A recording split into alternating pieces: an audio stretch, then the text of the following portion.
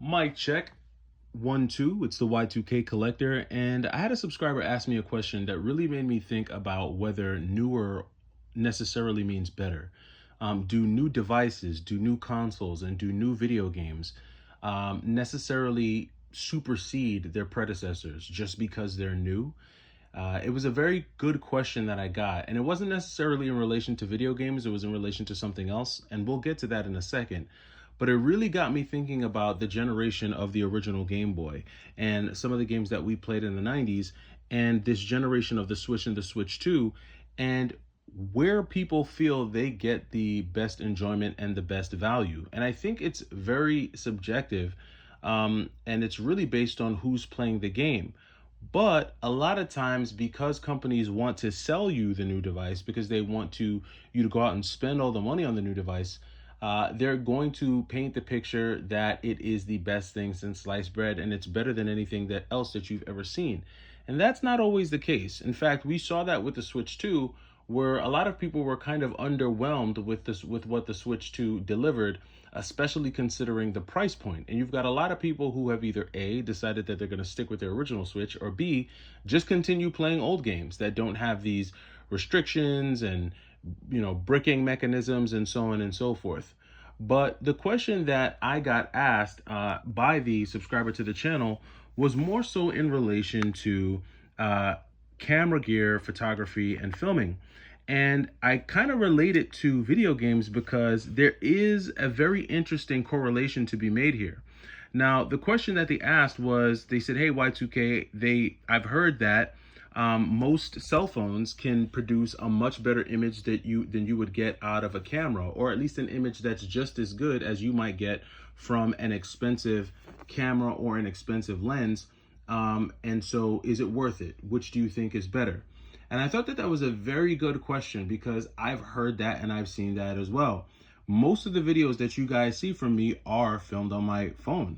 This is what I'm using to film this video right here.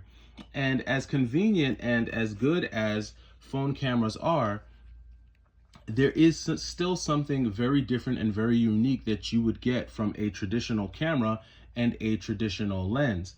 And the difference that, or the analogy that I used when I responded to that commenter was in relation to music.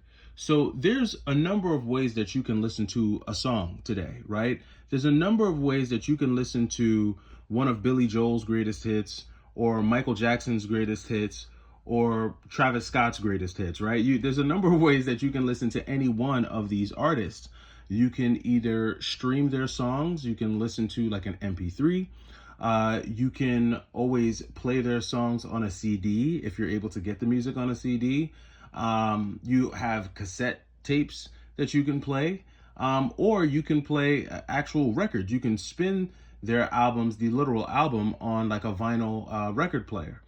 And despite being able to listen to the song in all these formats, each format that you listen to is going to give you a completely different sound experience, and it's going to have a completely different feel to it.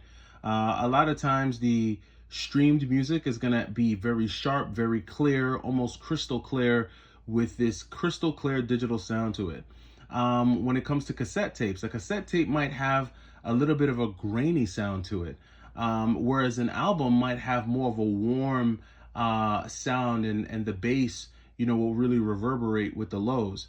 And for people who really care about that type of thing, for the users, for people who listen to music a lot and can tell the difference, this is going to be really important in how they consume their music, which is why to this day, you still have people who own record players. You still have people who own cassette players because they understand that there's a difference in, listening to a song from an album versus listening to a song that's streamed on, an MP3 player.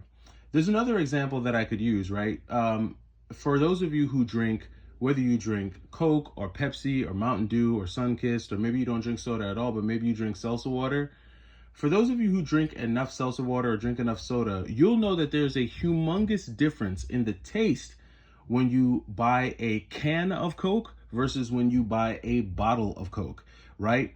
Both are Coca-Cola, but the taste and experience is completely different from drinking Coke out of a can versus drinking Coke out of a bottle. I don't know about you, but I always prefer anything carbonated out of a can. It just tastes better out of a can. I don't know if it's because, plastic bottles, if the microplastics give the soda a weird kind of taste. I don't know what it is about drinking soda out of a can, but the flavors of the soda, the carbonation is more on point. It just tastes better out of a can. Now, some people may not be able to taste the difference. They might say tomato, tomato. I don't care if the Coke is in a can or in a bottle. Give me some Coke and I'll drink it. But for someone like me who drinks enough soda, I can taste the difference between a Coke that was poured out of a can versus a Coke that was poured out of a bottle, or even say a Coke that's poured out of like a soda machine. It's even more noticeable when you taste Coca-Cola that came out of like a soda machine versus some Coca-Cola that came straight from a can or straight from a bottle. And these things matter to certain people. Some people don't care about having Coke out of the fountain or having it out of a can or a bottle. They're going to drink it either way. The same way some people don't care about listening to a song on an MP3 or listening to a song on a record player. The same way some people can't really tell the difference between a photo that was taken on a 28-70 f2.8 zoom lens versus a photo that was taken on a camera. Not everybody's going to be able to detect certain things, and it really just depends on how much they're exposed to it and how much they really care about it.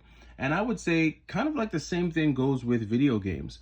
Some people may be a-okay with playing Super Mario Land on the Nintendo Switch Online service by just, going to the Switch Online, going to the Game Boy app and just playing Super Mario Land.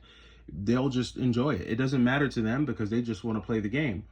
Whereas a person who grew up in the early 90s and maybe got their first Game Boy in 1991 or 1992, they're hanging on to their original Game Boy because they know what that feeling feels like to pop that Super Mario Land cartridge into the Game Boy and play it on the Game Boy. It's a nostalgic feeling and it's an experience that can't be translated to some type of digital platform.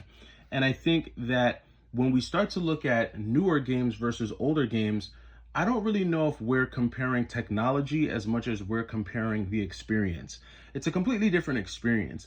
And so if you're a 6-year-old who's just experiencing video games for the first time, and your first game that you ever played was Super Mario 3D All-Stars, in your mind, the nostalgia and everything that's happening in your life is going to be centered around this game and this console, and everything before that is going to kind of be meaningless. Now, does it mean that you can't experience these games on their original format, being the N64, the GameCube, and the Wii, I believe? No, that's not what it means, but it's going to mean that your experience is really centered around this console and this game. And so what does that mean for future consoles, whether it be the Switch 2 or the Switch 3 or the Switch 4 or 5? Will a Switch 5 coming out and having these games on it make the original Switch obsolete? I don't think so, because at that point, I don't know if we're comparing technology as much as we are comparing experiences. And I think that is the kind of the big misconception when we start to compare old technology versus new technology, or older games versus newer games, or even emulation versus hardware. What are we comparing? Are we comparing the technology or the experience? And I think that's the more valid question to ask when we start to make these comparisons between the old school versus the new school. But I could be alone in this. You guys let me know what you think about this concept in the comments down below. Do you think modern technology is better than older technology? Do you think it's the reverse? Let me know your thoughts and comments down below, and I'll catch you in the next video. It's the Y2K Collector. Take it easy.